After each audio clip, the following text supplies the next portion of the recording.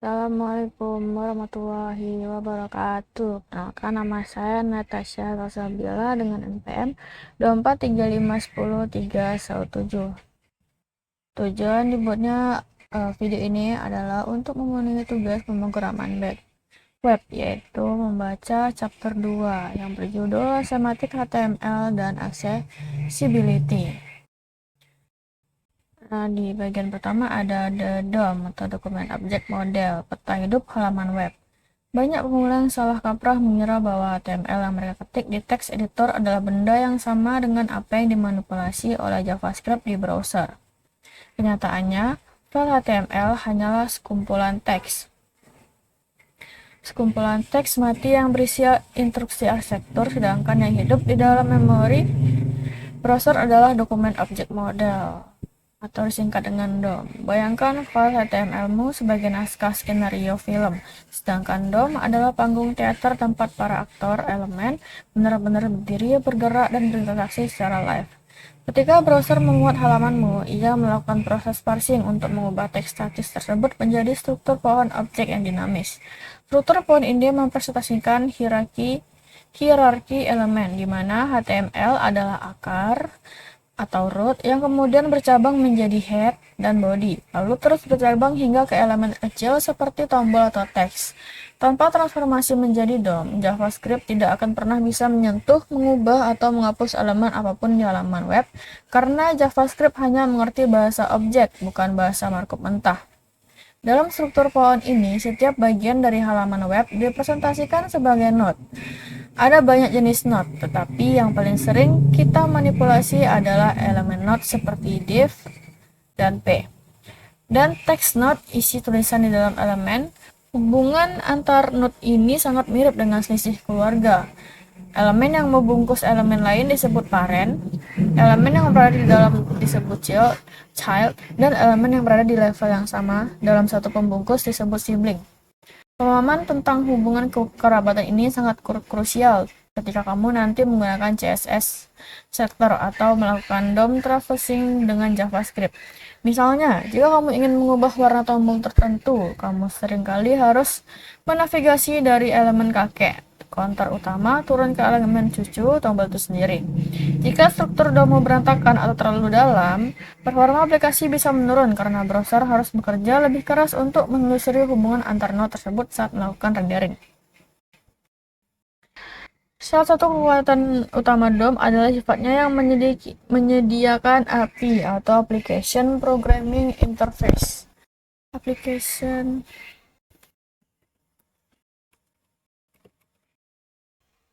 API.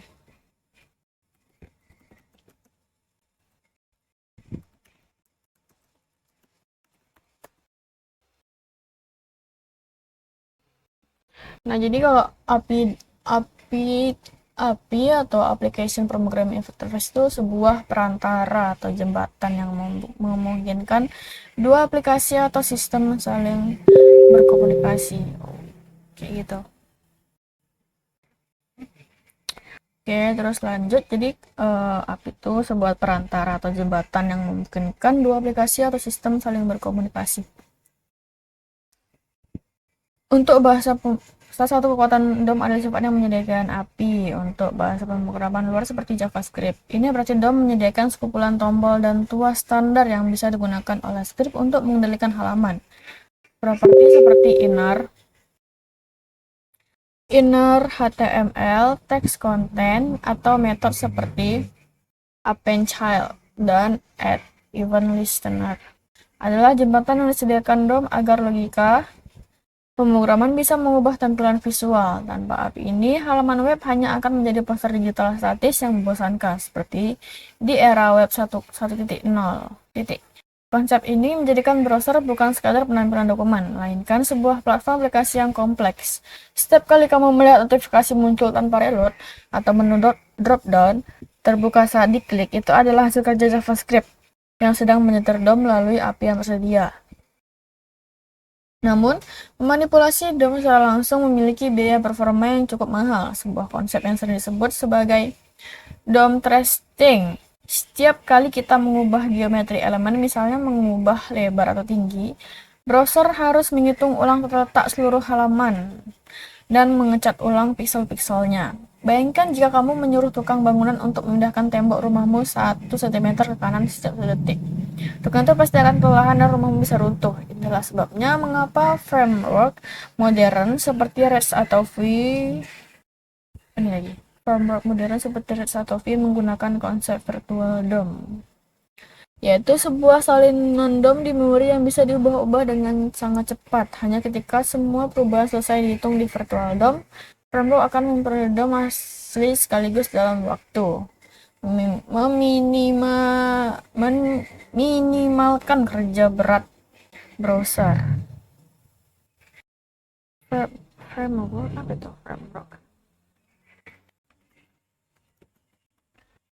Framework modern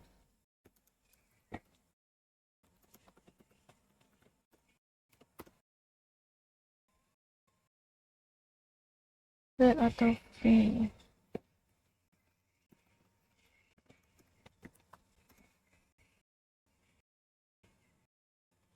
VW menggunakan konsep virtual DOM.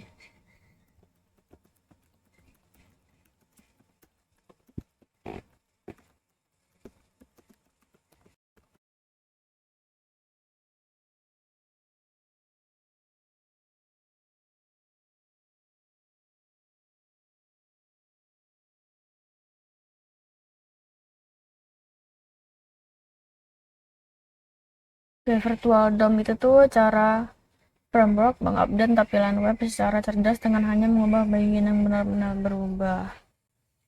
Oke. Itu tuh cara pintar untuk bikin update tampilan web jadi lebih cepat dan efisien.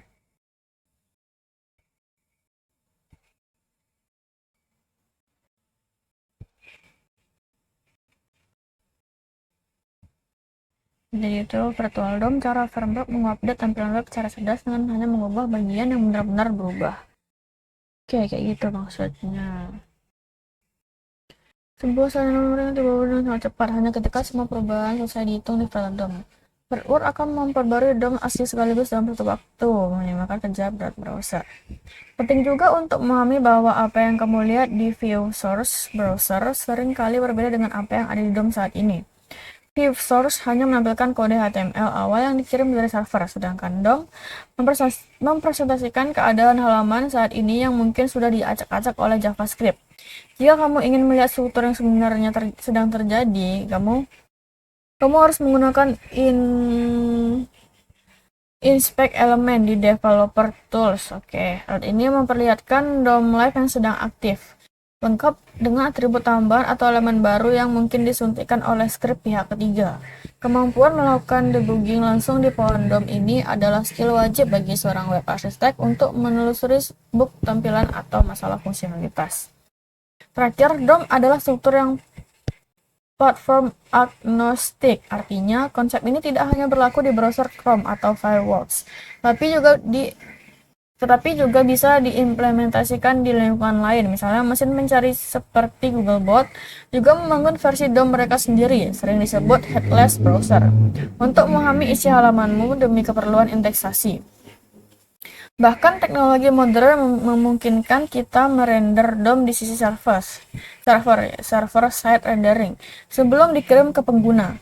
Dengan memahami bahwa DOM adalah representasi data dari UI atau User Interface, kamu bisa memisahkan pemikiran antara bagaimana data disimpan dan bagaimana data ditampilkan. Ini adalah fondasi berpikir sistematis yang membedakan seorang coder pemula dengan software engineer yang matang. Yang kedua ada semantic elements atau mengkode dengan makna, bukan hanya gaya. Di masa lalu yang kelam, perkembangan web memiliki kebiasaan buruk membangun seluruh halaman menggunakan tag div yang tak ada habisnya. Sebuah fenomena yang dikenal sebagai div soup atau tag div. Tag div adalah elemen non-semantik, artinya ia tidak memberikan informasi apapun tentang isi di dalamnya kepada browser maupun pengembang lain. Ia hanya kotak kosong generik. Ketika kamu melihat kode yang berisi ratusan div bersarang, Sangat sulit untuk membedakan mana yang merupakan navigasi, mana artikel utama, dan mana bagian footer hanya dengan sekilas pandang. Masalah ini tidak hanya membuat kode sulit dirawat, tapi juga membingungkan mesin pencari yang mencoba memahami struktur kontenmu. Googlebot akan melihat halamanmu sebagai tumpukan kotak tanpa label. Kesulitan menentukan mana konten prioritas yang harus diunggulkan dalam hasil pencarian. Kehadiran semantik HTML di standar HTML5 datang untuk menyelamatkan kita dari kekacauan ini dengan memperkenalkan tag-tag yang memiliki makna intrinsik. Elemen seperti header, nav, main, artikel, aside, dan footer menjelaskan peran mereka masing-masing dalam struktur dokumen. Ketika kamu membuka menu navigasi dengan tag nav, kamu secara eksplisit memberitahu mesin, "Hey, ini adalah kumpulan link penting untuk berpindah halaman." Ini seperti memberi label yang jelas pada setiap rak di gudang logistik. Alih-alih semua kotak bertuliskan barang, kini ada kotak makanan, elektronik, dan pakaian. Penjelasan ini memungkinkan algoritma mesin pencari untuk mengindeks kontenmu dengan jauh lebih akurat, memberikan bobot lebih pada teks di dalam artikel dibandingkan teks di dalam aside atau footer.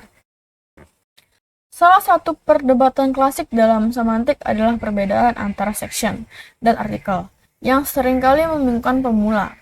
Aturan praktisnya sederhana. Artikel itu digunakan untuk konten yang bersifat independen dan bisa berdiri sendiri, seperti postingan blog, komentar forum, atau kartu produk e-commerce. Jika kamu mencabut elemen artikel tersebut dan menempelkannya di situs lain atau di RSS feed, isinya masih tetap masuk akal dan utuh. Sebaliknya, section digunakan untuk mengelompokkan konten yang memiliki tema sama, tetapi merupakan bagian dari satu kesatuan narasi yang lebih besar, seperti bab dalam buku atau segmen tentang kami di halaman profil. Menggunakan keduanya dengan tepat menunjukkan kedewasaanmu dalam menyusun arsitektur informasi, bukan sekedar menata tampilan visual. Manfaat semantik tidak hanya berhenti pada mesin, tetapi juga sangat berdampak pada developer experience atau DX dan kerja tim. Bayangkan kamu bergabung dengan tim baru dan harus memperbaiki bug di halaman yang kodenya belum pernah kamu lihat sebelumnya. Jika kodenya penuh dengan div dan kelas CSS yang aneh seperti bot top left Mintu, kamu akan menghabiskan waktu berjam-jam hanya untuk mencari lokasi bug tersebut. Namun jika kodenya menggunakan struktur semantik yang rapi, kamu bisa langsung melompat ke bagian form di dalam main atau tautan kontak di footer dengan intuisi yang cepat. Semantik bertindak sebagai dokumentasi yang tertulis langsung dalam kode, self-documenting kode, mengurangi beban kognitif saat membaca dan memahami alur dokumen. Selain itu, elemen semantik membawa fitur aksesibilitas dan perilaku bawaan yang sering dilupakan jika kita membangun ulang semuanya dari nol menggunakan div. Contoh paling nyata adalah elemen button versus div only.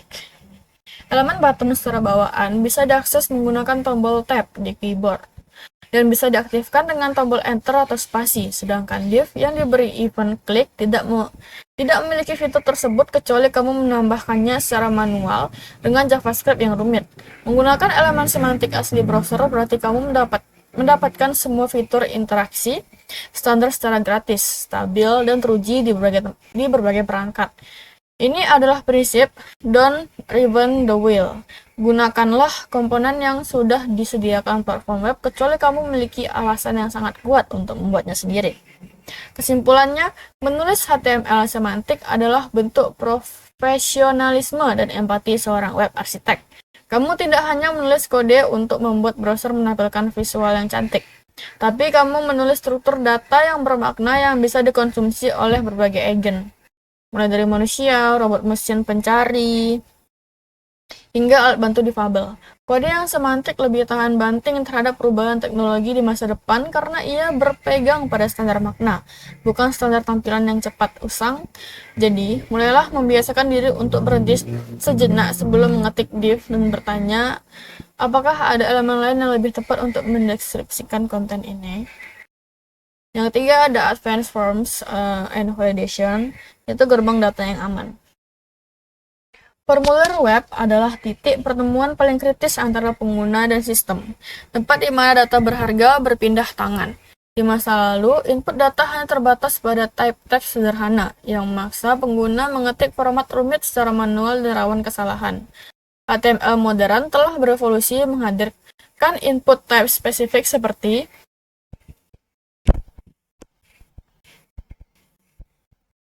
input type 2 email atau input type 2 tel, input type 2 date hingga input type 2 number.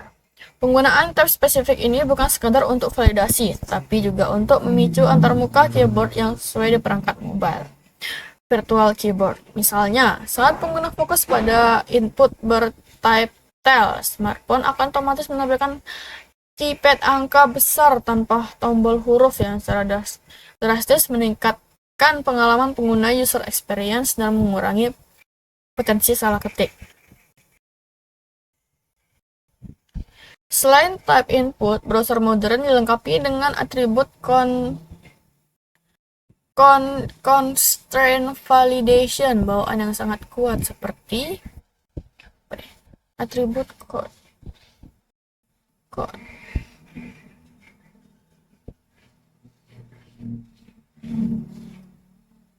Apa itu atribut constraint?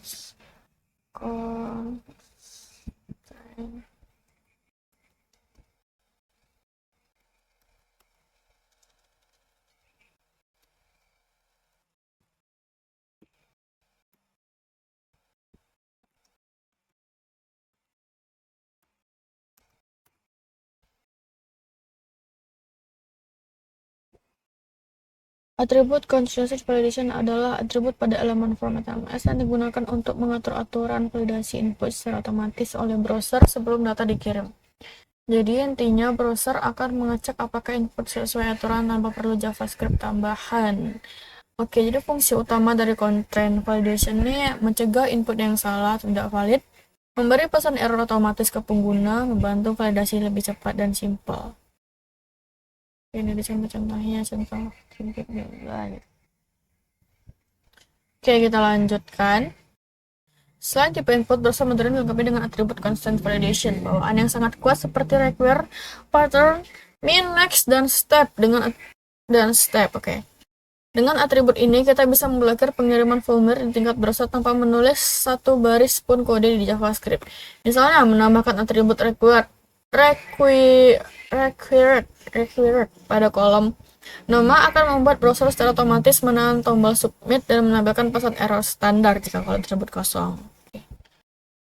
Fitur ini memberikan umpan balik instan kepada pengguna, jauh lebih cepat daripada menunggu data dikirim ke server lalu dikembalikan dengan pesan error. Validasi sisi client-side validation, ini berfungsi sebagai garis pertahanan pertama untuk memastikan data yang masuk sudah bersih dan sesuai format sebelum diproses lebih lanjut. Namun, validasi bawaan browser terkadang memiliki tampilan pesan error yang kaku dan sulit disesuaikan dengan desain brain aplikasi kita. Disinilah constraint validation API JavaScript berperan, memungkinkan kita untuk menunggangi logika validasi browser tetapi dengan pesan dan tampilan custom. Melalui API ini, kita bisa mendeteksi status validitas setiap kolom dengan properti seperti validity value missing atau validity type mismatch, lalu menampilkan pesan error yang lebih manusiawi dan estetik menggunakan doc. Kita juga bisa memanfaatkan pseudo class CSS seperti valid, invalid, focus within, dan user invalid untuk memberikan visual real time seperti mengubah bingkai input menjadi merah saat format email salah atau hijau saat sudah benar. Penting untuk diingat bahwa seberapa canggih pun validasi di sisi klien browser, ia tidak boleh dianggap sebagai jaminan keamanan mutlak. Seorang pengguna yang nakal atau peretas bisa dengan mudah mematikan JavaScript, memanipulasi HTML lewat inspect element itu apa lagi tuh? Inspect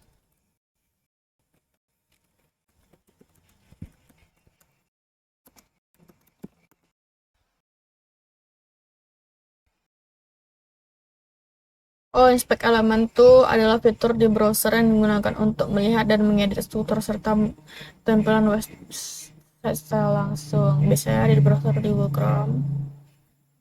Melihat isi dalaman sebuah website. Oke.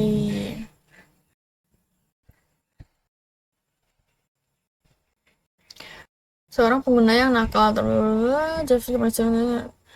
manipulasi HTML lewat inspect element atau mengirim request langsung ke API server tanpa melalui browser bypassing UI. Oleh karena itu, prinsip keamanan web yang paling fundamental adalah never trust client data. Validasi di HTML di JavaScript hanyalah fitur kenyamanan untuk UX yang baik, sedangkan validasi keamanan yang sesungguhnya, sanitasi input pengecekan format data, wajib dilakukan ulang di sisi server.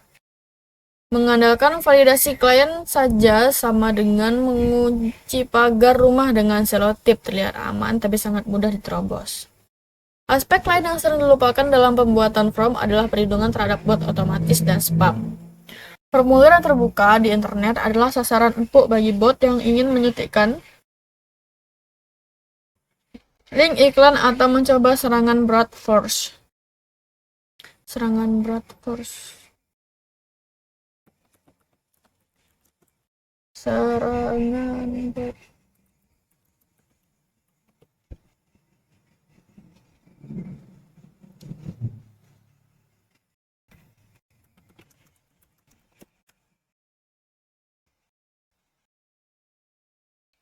Serangan brute force adalah metode peretasan dengan cara mencoba semua kemungkinan kombinasi part atau kunci sampai menemukan yang benar. Oh, gitu. Lanjut, teknik tradisional seperti captcha yang menyuruh user menebak gambar lampu lalu lintas seringkali merusak konversi karena menyulitkan pengguna asli. Pendekatan modern lebih menyukai teknik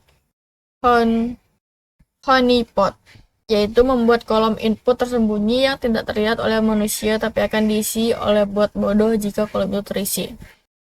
Server akan otomatis menolak data tersebut. Strategi ini menyeimbangkan antara keamanan sistem dan kenyamanan pengguna, memastikan bahwa manusia tidak dihukum karena kejahatan yang dilakukan oleh mesin. Tes. Terakhir, desain formulir yang baik harus memperhatikan aksesibilitas, terutama pengguna elemen label yang terhubung secara eksplisit dengan inputnya menggunakan atribut for dan ID.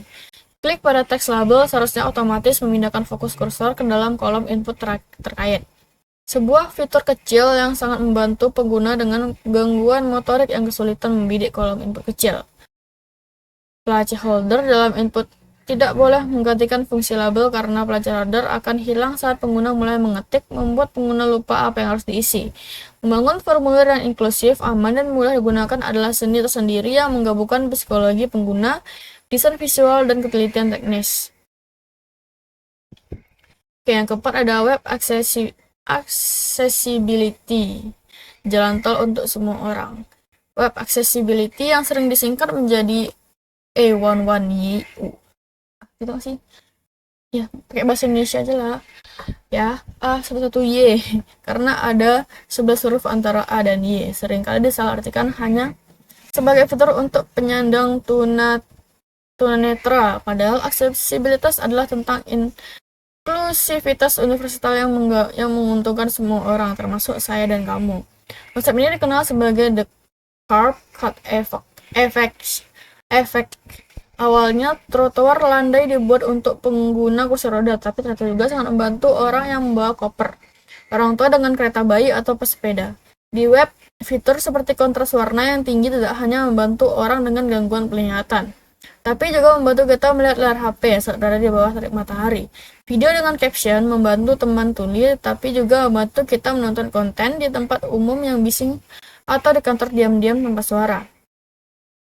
Salah satu alat utama yang digunakan penyandang tunanetra untuk berselancar di internet adalah screen reader atau pembaca layar, sebuah software yang membacakan isi halaman web secara linear dari atas ke bawah. Berbeda dengan mata kita yang bisa memindai atau scan halaman secara acak dan langsung fokus ke bagian penting, screen reader memproses informasi secara berurutan. Disinilah struktur HTML yang benar menjadi sangat vital. Jika kamu menggunakan elemen semantik seperti heading H1 sampai H6 dengan urutan yang logis, pengguna screen reader bisa melompat antar bab dengan mudah.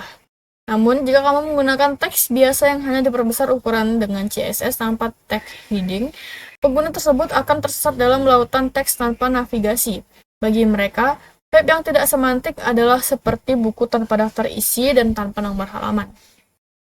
Selain visual, navigasi keyboard adalah pilar utama aksesibilitas, terutama bagi pengguna yang memiliki keterbatasan motorik dan tidak bisa menggunakan mouse. Aplikasi web yang baik harus bisa dioperasikan sepenuhnya hanya dengan tombol Tab, Shift plus Tab, Enter, dan Space. Urutan fokus order harus logis, bergerak dari kiri ke kanan, dan atas ke bawah mengikuti alur visual. Sayangnya, banyak developer yang mematikan outline fokus bawaan browser, outline none, demi alasan estetika tanpa memberikan pengganti, membuat pengguna keyboard buta arah karena tidak tahu elemen mana yang sedang aktif. Ini adalah dosa besar dalam aksesibilitas. Lalu pastikan ada indikator visual yang jelas saat sebuah elemen menerima fokus, atau desainlah custom focus style yang sesuai dengan tema aplikasimu. Ketika elemen HTML standar tidak cukup untuk membuat komponen UI yang kompleks seperti accordion, tabs, atau modal dialog, kita membutuhkan bantuan WAI ARIA atau Web Accessibility Initiative Accessibility Rich Internet Applications. Area adalah sekumpulan atribut khusus seperti area label, area expanded, area hidden yang memberikan informasi tambahan kepada teknologi bantu. Contohnya, tombol icon hamburger menu mungkin tidak memiliki teks sehingga screen reader hanya akan membacanya sebagai button. Dengan menambahkan area label main menu, kita memberikan konteks yang hilang tersebut. Namun aturan emas penggunaan area adalah no area is better than bad area. Jika kamu bisa menggunakan elemen HTML asli yang sudah aksesibel, gunakanlah itu. Gunakan area hanya sebagai penampilan profil semantik ketika HTML natif sudah mentok. Kita juga harus memperhatikan teks alternatif atau alt text pada gambar, yang sering kali diisi asal-asalan atau dikosongkan. Alt text bukan tempat untuk menaruh keyboard CEO sampah, melainkan deskripsi fungsional atau visual dari gambar tersebut bagi mereka yang tidak bisa melihatnya. Jika gambar tersebut murni dekoratif seperti hiasan background, atribut alt harus dikosongkan, yaitu alt sama dengan .20 agar screen reader melewatinya dan tidak membacakan image 000.001.jpg yang mengganggu. Sebaliknya, jika gambar itu berisi informasi penting seperti grafik penjualan, deskripsinya harus menjelaskan tren data tersebut, bukan hanya bilang gambar grafik. Menulis alt text yang baik adalah latihan empati dan komunikasi yang memaksa kita memahami inti pesan dari konten visual yang kita sajikan. Aksesibilitas bukan lagi sekadar himbauan moral, tapi sudah menjadi persyaratan hukum di banyak negara maju dan standar wajib bagi perusahaan global. Mengabaikan A1Y berarti menutup pintu bagi sekitar 15% populasi dunia yang memiliki disabilitas, yang merupakan potensi pasar yang sangat besar. Lebih dari itu, situs yang aksesibel biasanya memiliki kode yang lebih bersih, performa yang lebih ringan, dan peringkat SEO yang lebih baik karena Google sangat menyukai konten yang tersusun rapi. Jadi, jangan posisikan aksesibilitas sebagai tugas tambahan di akhir proyek, melainkan jadikan sebagai prinsip desain sejak awal baris kode pertama ditulis. Membangun web yang inklusif adalah tanda kedewasaan seorang engineer yang peduli pada dampak karyanya terhadap manusia. Yang kelima ada SEO dan metadata, kartu nama digitalmu. Di era informasi banjir bandang ini, konten yang hebat tidak akan ada artinya jika tidak bisa ditemukan oleh orang lain. SEO atau Search Engine Optimization bukanlah sihir hitam atau sekadar menaburkan kata kunci, melainkan tentang membantu robot mesin pencari memahami konteks dan relevansi halamanmu. Metadata yang hidup di dalam tag, head, dan tidak terlihat langsung di halaman browser berfungsi sebagai kartu nama atau proposal bisnis yang kamu sodorkan kepada Google. Bing dan media sosial. Tag title dan meta name dalam kurung description adalah elemen paling fundamental. Mereka menentukan apa yang muncul di halaman hasil pencarian. SERP, judul yang memikat, dan deskripsi yang akurat dapat meningkatkan click-through rate secara drastis, yang pada gilirannya memberi sinyal positif ke algoritma ranking Google.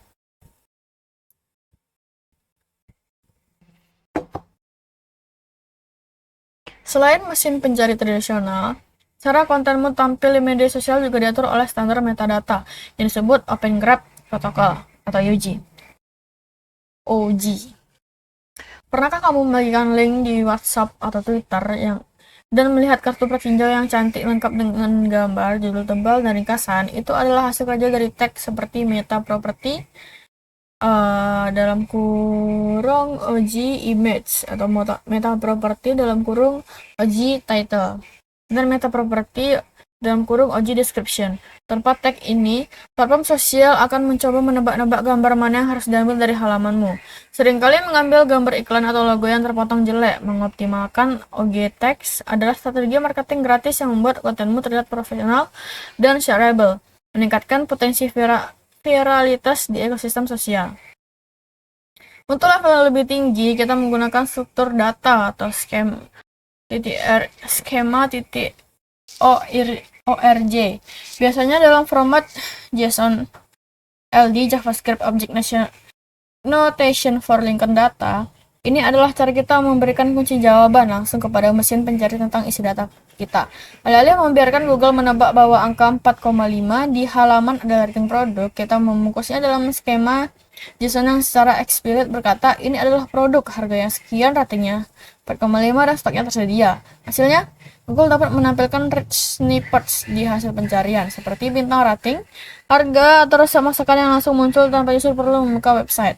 Tampilan visual yang menonjol ini memberikan keunggulan kompetitif yang luar biasa dibandingkan kompetitor yang hanya menampilkan teks biru standar. Metadata juga mencakup instruksi teknis untuk robot melalui file robot.txt dan tag meta name dalam kurung robots. Kamu bisa mengontrol halaman mana yang boleh diindeks dan mana yang harus disembunyikan, seperti halaman admin atau hasil pencarian internal. Konsep canonical URL dalam kurung link rel dalam kurung tanda titik 2 canonical juga sangat penting untuk mencegah masalah duplikasi konten. Jika sebuah artikel bisa diakses dari 3 URL berbeda, misalnya karena parameter tracking marketing, Google mungkin akan bingung mana yang asli dan membagi nilai rankingnya. Tag canonical memberitahu Google, abaikan yang lain, ini adalah versi original yang harus kamu ranking. Ini menjaga otoritas halamanmu agar tidak terpecah-pecah. Jangan lupakan juga kaitan era antara SEO dan performa yang diukur melalui Core Web Vitals. Metadata seperti meta name, dua viewport sangat krusial untuk memberitahu browser bagaimana mengatur skala halaman di perangkat mobile, yang kini menjadi faktor ranking utama. Google tidak hanya menilai apa isi kontenmu, tapi juga seberapa nyaman pengguna saat mengkonsumsinya. Halaman yang lambat, bergeser-geser saat dimuat, atau tidak responsif akan dihukum turun peringkatnya. Oleh karena itu, optimasi teknis di bagian head seperti preloading, font, atau DNS prefetch juga menjadi bagian dari strategi SEO modern. Kesimpulannya, SEO dan metadata adalah jembatan yang menghubungkan kode teknis dengan audiens manusia. Kamu bisa membangun aplikasi web paling canggih dengan teknologi terkini. Tapi jika mesin pencari butuh terhadapnya dan media sosial gagal menampilkannya dengan baik, aplikasimu akan menjadi kota hantu. Seorang web arsitek harus memandang kode HTML tidak hanya sebagai instruksi visual untuk browser, tapi juga sebagai alat komunikasi data ke seluruh ekosistem internet. Metadata yang terstruktur rapi adalah investasi jangka panjang yang memastikan karyamu mendapatkan perhatian dan lintas pengunjung yang layak ia dapatkan. Lalu yang ke-6 ada integrasi keislaman atau inklusif dan kejujuran struktur.